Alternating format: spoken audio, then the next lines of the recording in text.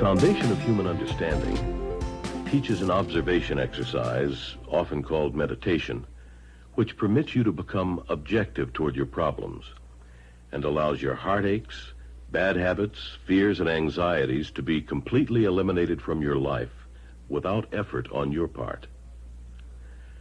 Until you've begun to practice this exercise, much of what you hear on the following program may be shocking and upsetting to you. But if you will listen calmly and with an open mind, you may discover the key to the peace of mind and joy for which you've been searching all of your life. The following program was taped at the Foundation of Human Understanding in March of 1988. Your hostess is Ann Masters, wife of the Foundation's president, Roy Masters. The show is titled, What Women Should Know About Women. Hello, I'm Ann Masters. Yes, Mrs. Roy Masters. That is me. That is I. So here I am. I'm doing this talk about what women should know about women. And listen, you know what? My husband said to me when the children used to get hurt, I would be so identified with them. And believe me, boys are always getting hurt. I mean, hurt. Yes. I wouldn't mind if you came home with a bloody nose or something. No, that's wrong. So my husband said to me once, when he bleeds, you can't bleed for him. No, I don't mind if he gets physical. You're not being honest now. Listen, you want me to come on like Roy, or do you want me to be soft? Do you want me to be soft like Ann, or do you want me to come on strong? Yeah. You gotta be open if you want to hear the answer. All right, no, go ahead. All right, Yeah. Okay. So you're very willful. I've seen that already. Yeah. Probably. You I are. was wondering how you deal with that, because I suppose, you know... Well, I learned when my children were very small that I cannot bleed for them. Yeah. I heard my husband say to a lady that cleans for us, because she has a son that's very feminine, and he's 21, and she's having terrible problems with him, and Roy says to her, listen, you have to let him suffer. You cannot suffer for him. Don't you see that everything that he goes through in life is a lesson? And if you try to warn him to keep him from suffering, one day you may not be around and the guy may walk off a cliff or something. It's a good thing for people to suffer in a right way, in a suffering right way, because that makes us strong. I wouldn't be able to sit here if I hadn't suffered to a certain degree. It's only because I have a godly husband. Yeah. Well, Do you're you lucky, see? aren't you? But that doesn't matter.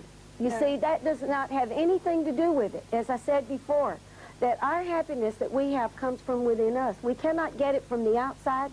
We cannot get it from any person. Happiness comes between us and the Creator. I'm telling you. And if you're not in line with that, you just don't get it. So there's no way to short-circuit your children making mistakes? How can you do that? Well, you sort of advise them, don't you? No, you don't do that. You don't do that.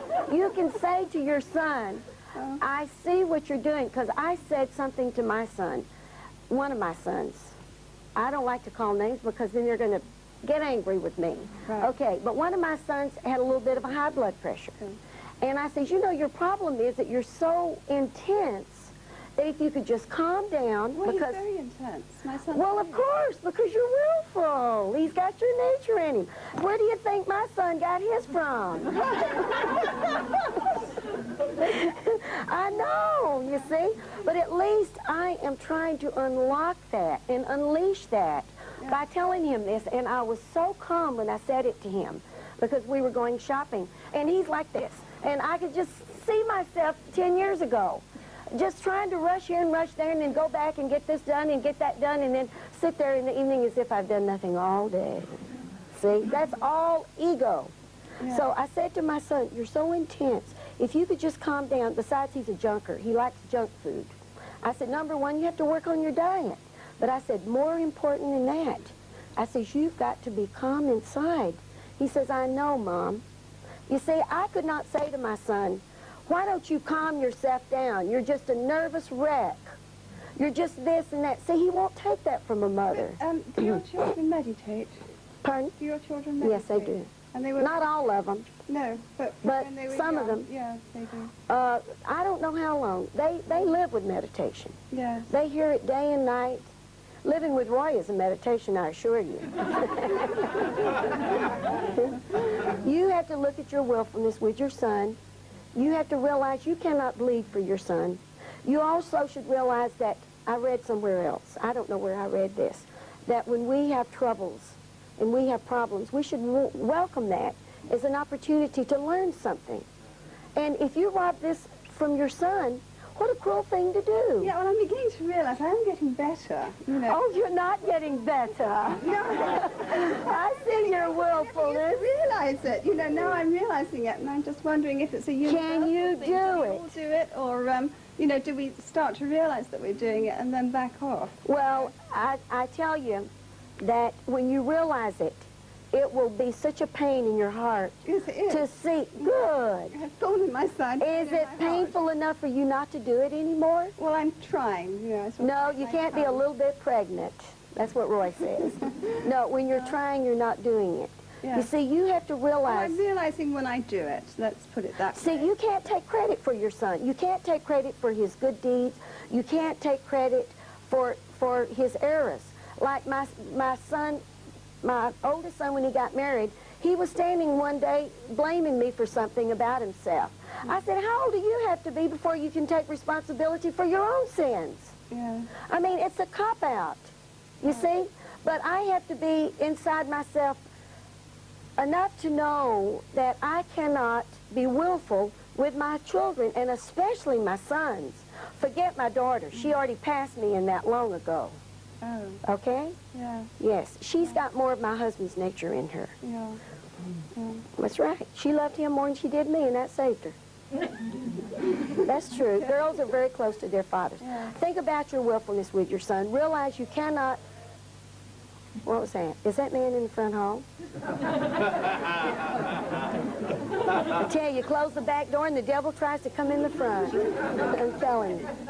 Okay, do you understand? You're trying to take responsibility for your son, but you can't do that. You have to back away, and when you talk to your son, you have to talk to him in a soft way, because he's not a little child anymore. He's a man, and you have to realize that he's a man. All right? Right. Okay, got it. Okay. All right. Okay. All right. Anybody else want to ask a question, or shall I just get on with the willfulness? Okay.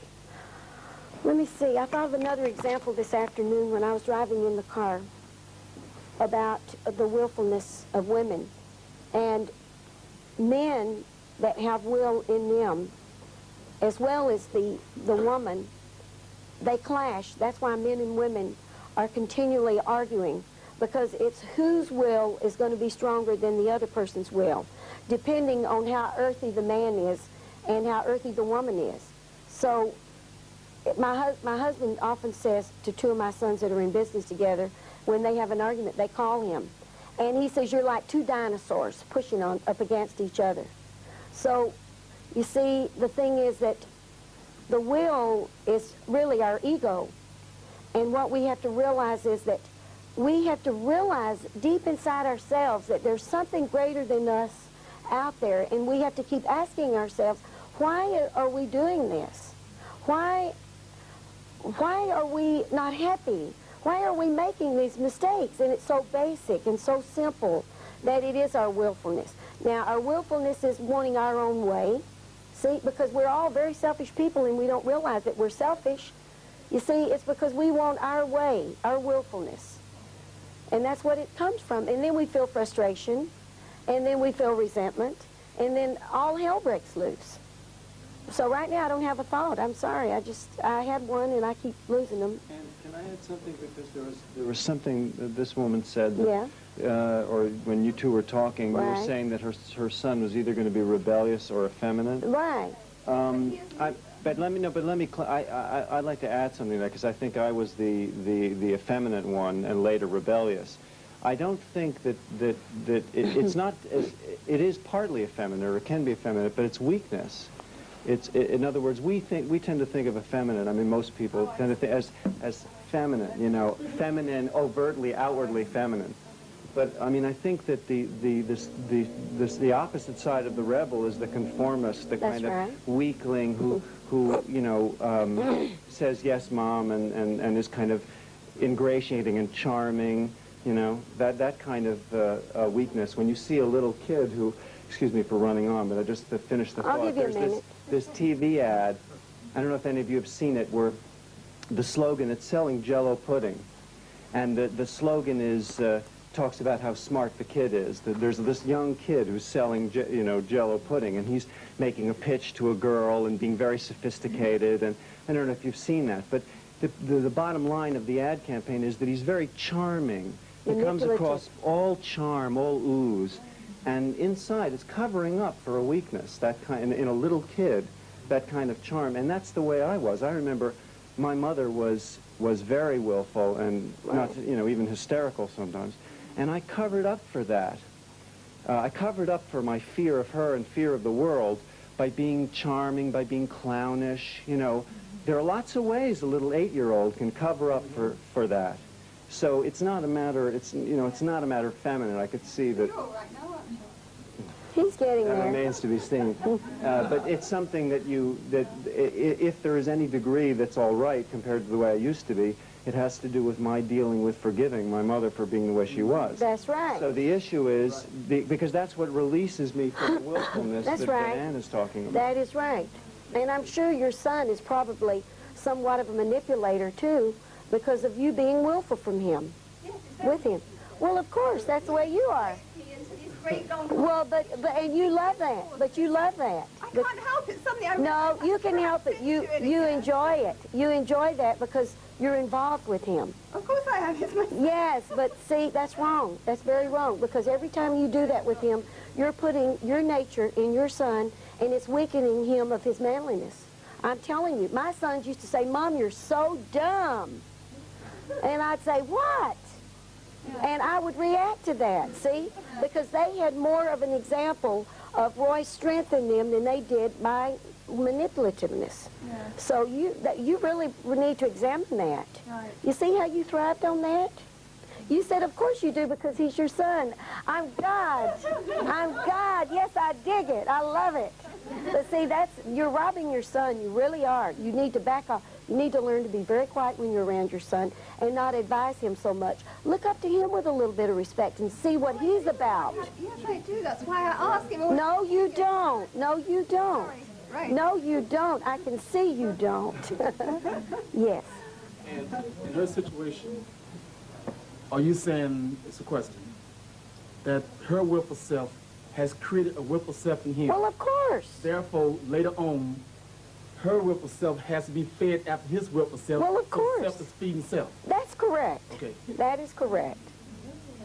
But we all do this. We all do this to each other all the time. We're these approval-seeking people. Yes. And once you get your willfulness out of the way, which is a very difficult thing to do, I know, because it's something that comes up inside us all the time, every day. And by the way, if we meditate, we're aware of this. If we do not meditate, we only understand it up here in our intellect. We do not understand it inwardly in our hearts. So that's true. That is true. So are you my yes man, Charlie? Because when my husband used to talk, I'd say, "That's right. That's right." He says, "Okay, you're my yes man, Charlie." No. I just recognize the truth that you speak. Well, that's true. That's That's why true. I said I saw you. I saw the video you from the outside. Okay, enough compliments, please. I got more talking to do. All right. See, And if you met your husband and married him within 2 weeks, and then he changed professions, I'm wondering if there was ever a time when you really realized that his judgment was proper, because that was a lot of... I saw this in him before I married him. You did see it with Yes. the 2 weeks that you knew him. I saw this in him. When you meet Roy, see, I didn't want to talk about Roy. Well, he had a different profession. Then when he became in, I mean, the profession he's in now is kind of an intangible. It must have been 25 or 27 years. 35 years ago. Well, he started this that long ago? He started the hypnosis of life, which, the hypnosis. It was right The after you Institute of Hypnosis in Houston, Texas. He Oh, did I that for see. 9 years. So right away you knew that his judgment of changing professions and that your dependency upon I never him... considered that. Let me tell you what I saw in Roy. I saw a man, a person that I had never seen before in my life that had such a gentleness and such a sincerity and such humility that I had never, ever experienced before in my life of any person. And that's what I saw in Roy when I was 20 years old. So you didn't oppose him? No, why should I oppose him? Well, I've never met How can you oppose this? Well, I've only heard Roy on the radio say that there was an opposition in your relationship. Well, there has to be. I'm not a robot. So, well, I didn't know if you realized that you were opposing him or if he just thought you were. Oh, no, he didn't think. He knew. No, Roy knew. You see, I'm also have been extremely willful, because you must understand that for 12 years when we were first married, we were like the average family where we adored, no, I adored him. Did you notice how I changed that? And we had 4 children. He went to work, and I played house with the children. We took the children to the zoo and the park on weekends, and Roy started working with these people that had serious problems. And he came home one day, and I did something, I don't remember, but I remember the first time he said to me, "You're a guileful woman." And I looked at him and I said, "What?" He says, "You're a very guileful woman." And that was the beginning of a change in me. Because you see, we never argued up to that point. In other words, you don't oppose him when he says something like that. You just accept. Oh, I hated him. Oppose him? I hated him. Of course I did. I resented him very much because I wanted to be adored. Yes. You see, as a young woman, before I met Roy, I was very attractive, and I had boyfriends that put me on pedestals and looked up to me and adored me, and I did not like that. Because women, oh, that's something good I can talk about. Women really do not like this. Women never really like this. They want to be liked for what's inside them. Yes. But men like what's outside them. And I did not like that. And when I met Roy, he was a different person cut from a different cloth. And down in Alabama, they don't have people like that. They don't have people like that hardly anywhere. But when we talked, I saw this man was very, very different. And I liked him very much. But I really didn't understand what kind of person that he really was.